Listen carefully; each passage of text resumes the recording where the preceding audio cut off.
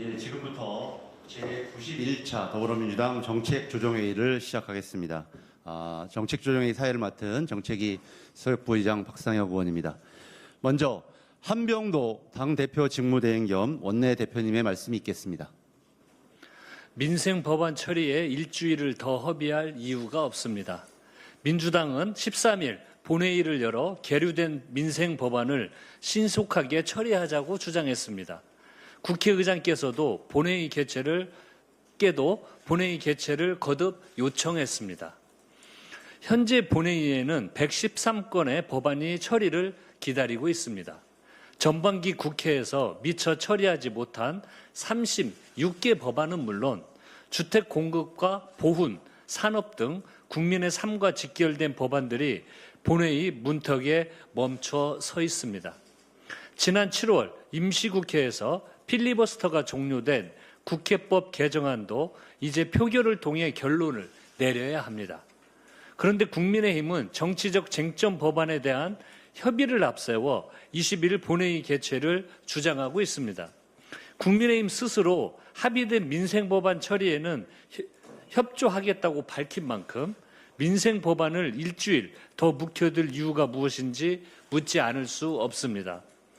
조정식 국회의장께서도 상임위와 법사위를 거쳐 본회의에 부의된 법안은 해당 회기 안에 처리하는 것이 원칙이라며 본회의 정례화 민생 입법 처리 주간 운영을 밝힌 바 있습니다. 민생 입법을 제때 처리하는 일하는 국회를 만들자는 취지입니다. 도시 및 주거환경정비법, 주택법, 공공주택특별법, 도시재정비 촉진을 위한 특별법, 노후공공청사 복지개발 특별법 등 신속한 주택공급과 직결된 법안들이 여전히 처리되지 못하고 있습니다. 민생과 주택공급을 강조하면서 정작 이를 뒷받침할 법안 처리를 1년 가까이 미루는 이유가 도대체 무엇이란 말입니까? 쟁점은 쟁점대로 토론하고 민생은 민생대로 처리해야 합니다. 국민의힘의 업무 혜택을 더 이상 좌시하지 않겠습니다.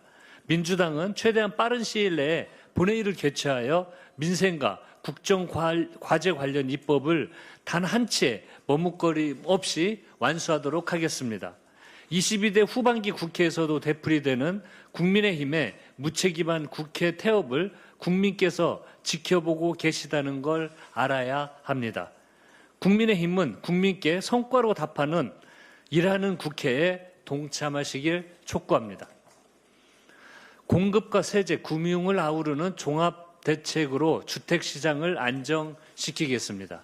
어제 민주당은 확대 개편한 주택시장 안정화 TF 첫 회의를 열고 정부와 함께 주택시장 동향과 공급, 세제, 금융대책 전반을 점검했습니다. 민주당 국토위도 비공개 당정 협의를 통해 주택 공급 확대 방안과 국회가 뒷받침해야 할 입법 과제를 면밀히 살폈습니다. 오늘 정부는 주택 공급 대책을 발표합니다. 민주당은 발표 직후 의원총회를 열어 민주당 안을 공유하고 의원들의 의견을 폭넓게 수렴하겠습니다. 국토위를 필두로 정무위, 재경위 등 유관 상임위의 역량을 하나도 모아서 공급과 금융, 세제와 입법 과제를 종합적으로 조율해 정부 대책이 현장에서 차질 없이 실행되도록 빈틈없이 챙기겠습니다. 주택시장 안정화가 어느 한 부처의 노력만으로 해결을 할 수 있는 문제가 아니듯 주택 정책은 어느 한 정권이 잘해서 이룰 수 있는 과제가 아닙니다. 그런데도 국민의힘은 지난 정부 공급 부진에 대한 책임 있는 성찰 없이 남의 일처럼 비판만 쏟아내고 있습니다.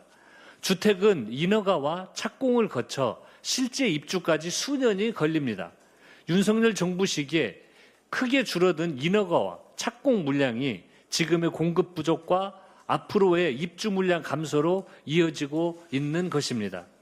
여당이었던 지난 3년 동안 공급 기반을 약화시켜 놓고 야당이 되자 공급을 촉진하려는 정부 정책마다 도움은커녕 회방을 놓고 있으니 참으로 답답한 노릇입니다. 오세훈 시장도 마찬가지입니다. 오 시장은 2021년 서울시장 선거에서 36만 호 주택 공급을 공약으로 내걸고 당선되었습니다. 그러나 2022년부터 24년까지 서울의 주택 인허가, 착공, 준공 실적은 턱없이 부족했습니다. 이 정도면 말로만 공급이라는 비판을 피하기 어렵습니다. 그렇다고 이 자리에서 과거의 시시비비를 따지자는 것은 아닙니다.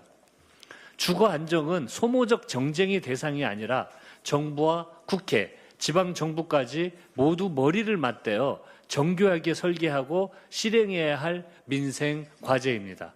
오세훈 시장과 국민의힘은 국민 주거 안정을 위한 대승적 협력에 동참하기 바랍니다. 민주당과 이재명 정부는 공급 대책을 신속하게 실행하고 세제와 금융 정책이 유기적으로 맞물리도록 하겠습니다. 속도감 있는 공급과 실수요자 지원으로 국민께서 안심할 수 있는 주택 시장을 만들겠습니다. 다시 문을 연 홈플러스 완전한 정상화까지 민주당이 함께 하겠습니다. 오늘 전국 67개 홈플러스 매장이 다시 정식으로 문을 엽니다. 지난 7일 임시 개장에 이어 온라인 주문도 재개되면서 영업 정상화를 위한 소중한 첫걸음을 내딛었습니다. 파산 위기까지 내몰렸던 홈플러스가 2천억 원의 긴급 운영 자금을 확보하고 다시 고객을 맞이하게 되어 참으로 다행입니다. 그동안 저도 홈플러스의 회생이 단순한 기업의 존폐 문제가 아니고 만여 명의 노동자와 그 가족, 납품, 입점업체와 소상공인, 지역경제의 생존이 걸린 민생의 문제라고 일관되게 강조했었습니다. 홈플러스 정상화를 위해 한마음으로 뛰어주신 노동자와 시민 여러분께 깊이 감사드립니다. 당 을지로위원회와 정책위원회, 정무위를 비롯한 힘을 모아주신 의원 여러분들께도 감사드립니다. 그러나 아직 안심하기에는 이릅니다. 오는 9월 4일 회생개혁안 가결 기한까지 안정적인 영업과 회생 가능성을 분명하게 입증해 내야 합니다. MBK와 메리츠는 긴급 자금 투입에 그치지 말고 고용 안정과 협력업체 피해 회복, 홈플러스의 완전한 정상화를 위해 끝까지 책임 있는 자세를 보여야 합니다. 정부도 상품 수급과 협력업체 지원에 더욱 적극적으로 나서기 바랍니다. 민주당은 오늘 홈플러스 매장을 찾아 장보기 캠페인에 나섭니다. 홈플러스의 시민의 발길이 다시 이어지도록 힘을 보태겠습니다.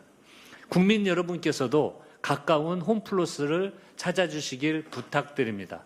한 번의 장보기가 노동자의 일자리를 지키고 납품업체와 입점업체를 살리는 힘이 됩니다. 민주당은 홈플러스의 완전한 정상화를 위해 끝까지 노력하겠습니다. 이상입니다. 예, 장 많이 봐주십시오, 대표님. 이어서 함정의 정책위 의장님의 발언이 있겠습니다.